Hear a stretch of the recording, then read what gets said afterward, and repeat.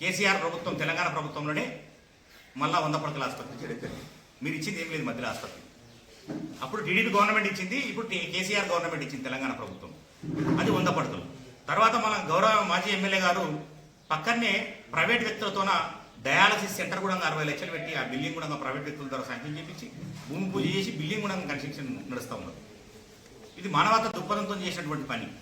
దయచేసి మీరు కాగితాలకే పరిమితమైందనే తప్పు మాట మీరు చాలా బంద్ చేసుకోవాలి. మాటలు ఒక కాగితం చేయాలంటే చాలా విలువ, దాంతో చాలా కష్టం ఉంటుంది. దాని ఇంకా ఆ కష్టం చేసిన తెలుస్తుంది. కాబట్టి దయచేసి మీరు అట్లా రెచ్చగొట్టే విధానంగా మాట్లాడకూడదు. ఎందుకంటే మీరు ప్రభుత్వం మీకు ఇచ్చిన మీరు పనులు చేయండి. మిమ్మల్ని మేమేమనట్లేదు. ప్రభుత్వం మీకు వచ్చింది, మీరు పని చేయండి. మీరు ఏ శాతం అయితే అది చేయండి. మేము ఏమంటున్నాం, మీరు ఆ పని ఎందుకు చేస్తలేరు, ఈ పని ఎందుకు చేస్తలేరు అని మేము అంటున్నామా? అనట్లే. మేము అట్లా మీకు ప్రభుత్వం అధికారం ఉంది, మీరు ఎంత శాతం అయితే అంత చేయండి. మా శాతం అయితే మేము చేసినాం, మీ శాతం అయితే మీరు చేయండి. కానీ మేము అది చేయలే ఇది చేయాలని మేము ఎప్పుడు అంటలే కదా. మీరు నిన్న ప్రెస్ మీట్కి అసలు కారణం ఏంటి? బడ్జెట్ పైన ప్రెస్ మీట్ పెట్టిరు. మీరు సంతోషం, మీ బడ్జెట్ మీరు పెట్టిరు. మీ ఆలోచన విధానం ప్రకారం మీరు ప్రజలకు సేవ చేయాలనుకున్న ప్రకారం మీరు బడ్జెట్ పెట్టిరు. దానిలో మేమేమి కించపరచలేదు. మీ బడ్జెట్ ఏముందో అది మా పెద్ద రాష్ట్ర స్థాయి చూసుకుంటుంది అది. కానీ మీరు ఈ ఆసుపత్రి గురించి ఎందుకు వెళ్ళింది నిన్న? అసలు ఎందుకు పెట్టాల్సి వచ్చింది ఆసుపత్రి గురించి? ఏం తప్పు ఉంది అందులో? ఆ పొలము గవర్నమెంట్ పొలం, 5 ఎకరాల 26 గుంటలు లింగారెడ్డిగూడ గ్రామంలో మా భార్య సర్పంచ్ ఉన్నప్పుడు, నేను ఎంపీటీసీ ఉన్నప్పుడు 5 ఎకరాల 26 గుంటలు గవర్నమెంట్కి ఇవ్వడం జరిగింది. అది గవర్నమెంట్ ల్యాండ్. 5 ఎకరాల 26 గుంటలు. దాని ద్వారానే ఆ 5 ఎకరాల 26 గుంటలకే ఈ ఆసుపత్రి శాంక్షన్ వచ్చింది.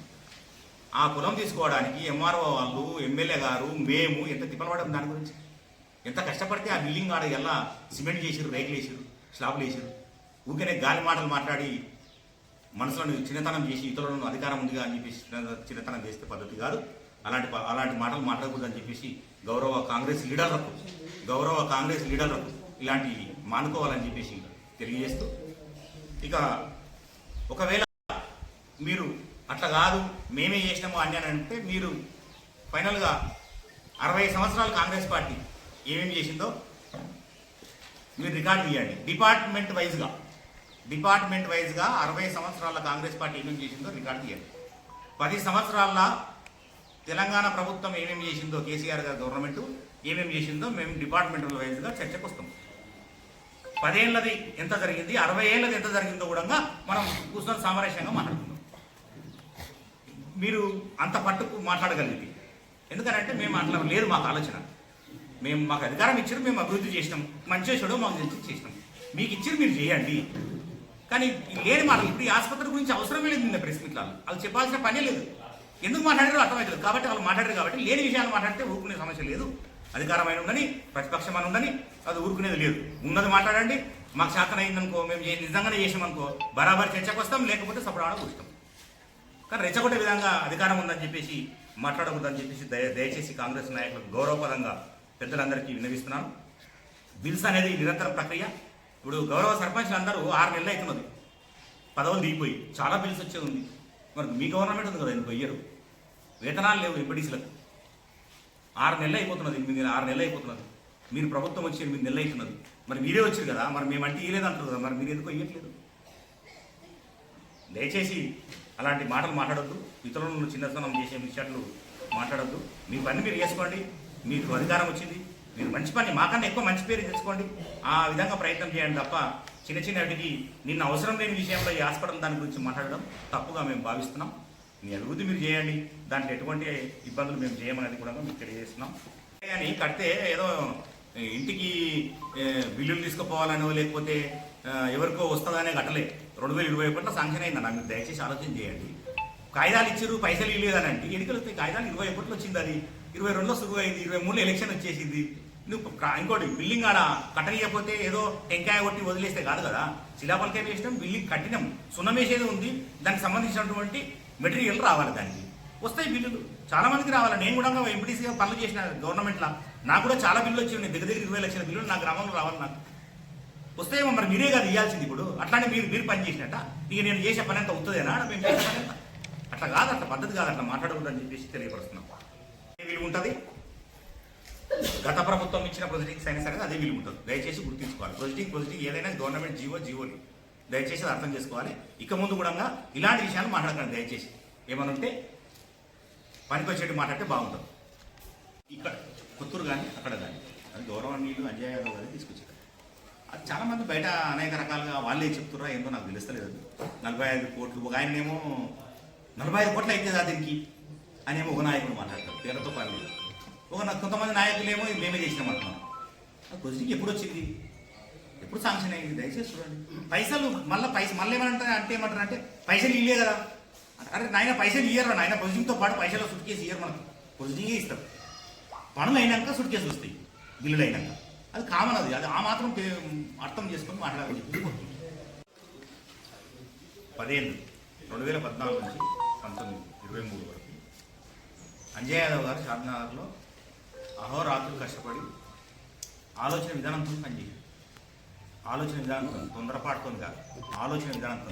ఏ గ్రామంలో ఏ పని ఉంది, ఏ షాద్నగర్ టౌన్లో, కొత్తూరు మున్సిపాలిటీలో, ఇక్కడ అక్కడ ఎక్కడెక్కడ ఏమేమి పనులు చేయాలి, ఫ్యూచర్లో ఏమేమి చేయాలనే అవగాహన కూడా అంజయ్ సార్ ఈ రోజు కూడా చెప్తాడు.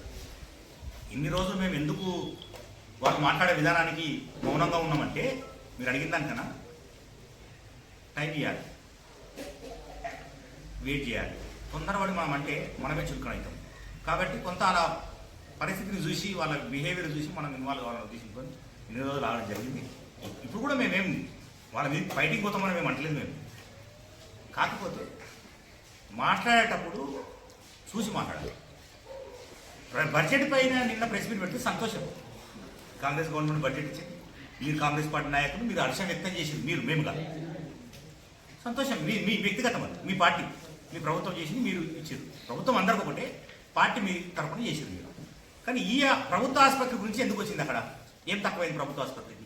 కష్టపడి అంజన్న ప్రభుత్వ ఆసుపత్రికి తీసుకొచ్చినందుక, కష్టపడి ఆ భూమిని మేము గ్రామం నుంచి ఇచ్చినందుక, మీకు ఏం తెలుసు దాని గురించి మాట్లాడడానికి? ఎందుకు మీరు మమ్మల్ని గోక్తురు, మేము ఊకున్నాను అంటే అందుకని ఊకునే సమస్య లేదు.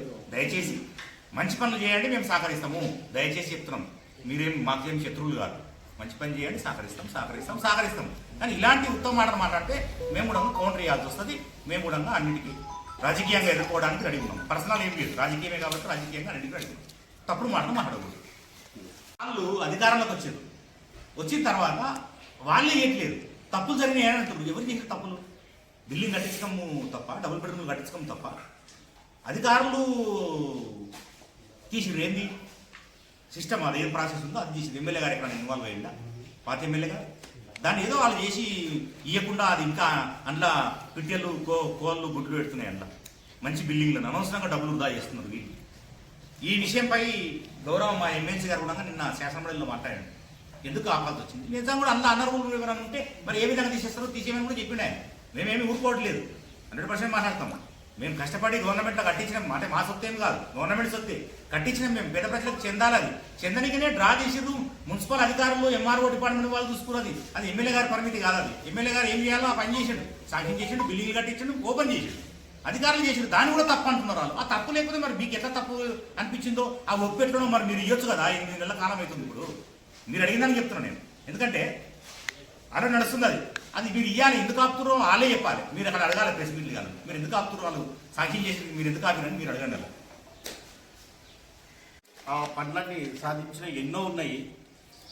ఉదాహరణకు మన డిగ్రీ కాలేజ్ దగ్గర శిలాపలకం వేసి సంవత్సరాలు గడిచింది.